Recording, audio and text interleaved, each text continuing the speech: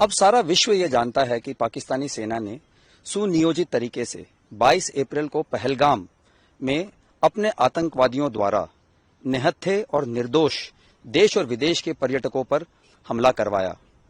ये एक कायराना हमला था। इसमें 26 लोगों ने अपनी जानें गंवाई। इसके पश्चात पूरे देश के आक्रोश ने भारत के प्रबल नेतृत्व के अधीन ऑपरेशन सिंदूर का रूप लिया, जिसमें अचूक और सामयिक जानकारी से सशक्त भारतीय सेना ने पाक में पनप रहे अनेक आतंकी स्थलों को निशाना बनाने की योजना बनाई। इसमें से 9 ऐसे टेररिस्ट कैंप को चुना गया जिसके बारे में हमारी पूरी जानकारी थी। इन सबको बर्बाद करने के बाद टोटल इसमें से 9 टारगेटों में से 7 को भारतीय स्थल सेना ने नाश किया। ये हमारे लिए एक निर्णायक विजय है, क्योंकि चुने हुए सभी लक्ष्यों को हमने पूर्ण रूप से सिद्ध किया। हमने केवल आतंकवादी और आतंकी ठिकानों को नाश किया।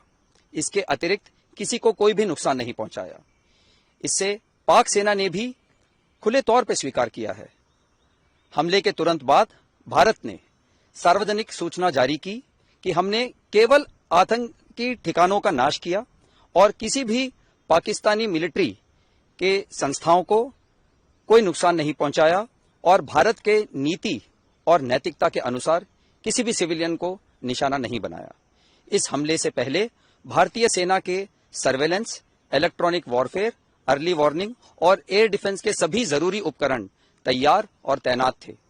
7 मई की रात को हमने पुख्ता जानकारी मिली कि पाक किसी भी उचित और वैध टारगेट के ना होने के कारण भारतीय सैन्य ठिकानों को और सिविल इलाकों को, खास तौर पर धार्मिक स्थलों को निशाना बनाएगा। इसमें अमृतसर में स्थित गोल्डन टेम्पल सबसे अहम था। हमें अतिरिक्त जानकारी ये भी मिली कि गोल्डन टेम्पल के ऊपर वो भारी तादाद में ड्रोन और मिसाइल से हमला करेगा।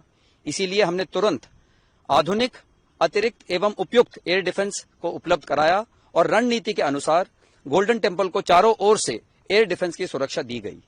8 मई की सुबह को अंधेरे में पाक ने अनुमान अनुसार ड्रोन और मिसाइल के जरिए से सभी सैन्य एवं सिविल ठिकानों पे और खास तौर पे गोल्डन टेम्पल पे भारी तादाद से ड्रोन का हमला किया।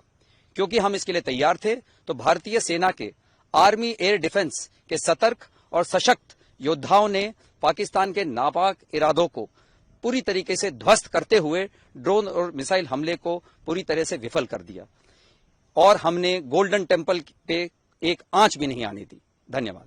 जैसे कि मैं सो रहा हूँ तो पिताजी को जगाना है मुझे, तो वो डायरेक्ट उठाने के बजाय, और हिंसा की परंपरा मेरे यहाँ नहीं थी सौभाग्य से, तो वो क्या करते थे कि उस कमरे में आ जाएंगे या बाहर से गुजरेंगे और चौपाई बोलेंगे, प्रात काल उठ के रघुनाथा मात पिता गुरु नावही माता।